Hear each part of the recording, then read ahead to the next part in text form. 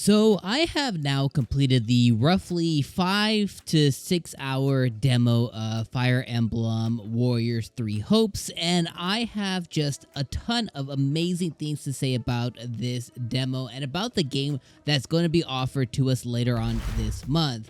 This demo definitely left a huge impression on me and definitely really over delivered anything that I was ready for when it came to Fire Emblem 3 Hopes. Now, I have to let you know right off the bat, my expectations were already very high because Fire Emblem 3 Houses was one of my favorite games of all time. So anytime that we basically mess with one of your favorite games, you're gonna have pretty high expectations when they kind of make a pivot or they kind of make an alternate route, no pun intended, of a game. You're gonna have some expectations going into it, and I certainly did have pretty high expectations going into Fire Emblem 3 Hopes, and it blew all of them out the water, and I have just basically been grinning from just ear to ear the whole entire journey while I was playing through the Golden Deer route during the demo.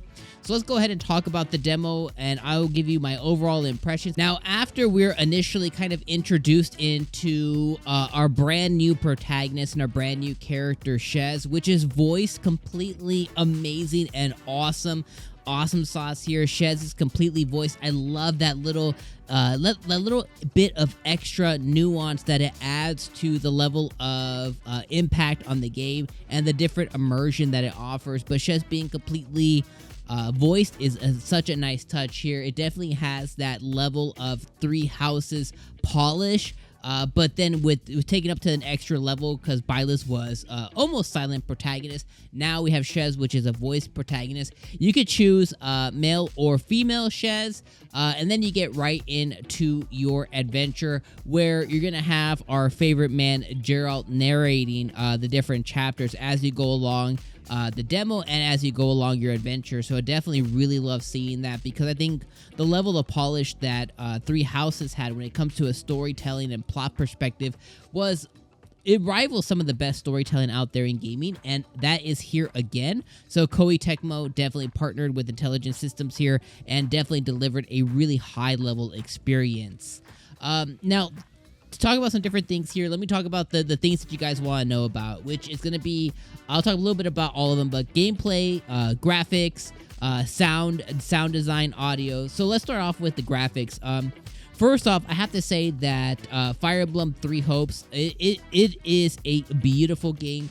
It continues that aesthetic that Three Houses set with that kind of cel-shaded kind of look. It really fits really well into Three Hopes here, and it really allows them to kind of take advantage of the hardware for the Nintendo Switch completely, with not having to be very realistic and be a lot of realism. That cel-shadedness that it almost mastered in Three Houses, I feel like they took it up an extra notch here in Three Hopes. This game looks absolutely amazing. You can tell that Koei Tecmo Intelligent Systems really put in that extra level to make this a very well-running Switch game. When it comes to frames per second, this is a damn near 60 frame per second game. You can tell it does stutter here and there, but it is shooting for 60 frames, unlike the original Fire Emblem Warriors game. This game doesn't have a performance or visual option. It just seems to be on the most optimized option right out the gate, which tends to run really, really well. And the really cool thing, unlike Three Houses, which was all 30 frames per second here, is in the menus, when it's displaying a lot of the story context stuff, when you're looking at the maps, when you're talking to the players, when you're moving upon the map, when you're inside of the base, everything's running at 60 frames, or at least attempting to run at 60 frames, and it is really noticeable. Sometimes it does dip, which is a little bit jarring, but overall it's shooting for like that top tier 60 frame per second experience. But you can tell it was really tailored for the Switch, so I have to commend Koei Tecmo Intelligent Systems. Next thing is gameplay. The gameplay is just it is just a blast to play. You're going to get a bunch of different characters. I went with the Golden Deer, so, I was using Claude, Marianne, Hilda, Ignatz. I was using Lysithea, and obviously we have Shez as well. And the different nuances between each of the different characters, it really stands out. And the min-maxing you're going to be able to do with some of your favorite characters in this game is absolutely amazing. and it is really, really fun. You can change their weapons, change their abilities, change their classes. Everything that you could do in Three Houses, you can do here. You can go back and forth between the classes that they have. You can min-max a certain build. You can have their different abilities. You can activate different abilities when you are playing as each of your respective characters, when they have their specials, when they have their crest, and they activate that in battle, mid-battle. It is an absolute joy and an absolute pleasure to see, and I really think that the visuals on display are just awesome. And the little, like I'm gonna keep using that word, nuances. The little things that they pay attention to, the little details that they pay attention to, like when you're completely demolishing a base or you're taking over a fort, and all the different enemies notice that they begin to run away, and they are animated, and they are very, really awesome. So it's really cool to see. So gameplay is a whole lot of fun. If you enjoy Warriors games, and obviously you have to be a Fire Emblem fan, or you could be a new Fire Emblem fan, but if you enjoy that Warriors, that classic Warriors feel, much like we got in Fire Emblem Warriors, much like we got in Persona 5 Strikers, then you're going to be right at home here. I think it is just the Warriors gameplay perfected. From an audio kind of sound perspective, the voice acting it's that top tier voice acting that we got in Fire Emblem Three Houses. I think all the performances here, including the new performances from Shez, from Hilda's brother, all the different new characters, Lawrence's dad, I think all the different characters that we have that are newly introduced here, and all the returning ones, from Byleth now being fully voice acted, whether you go female or male, to hearing Rhea's voice, to hearing, Claude and Dimitri and Edelgard. I think that every single person showed up here, and with it being fully voice acted, obviously there's certain dialogue when you're at base camp and stuff. Not everything is fully voice acted, but for the most part, almost everything you interact with is going to be fully voice acted.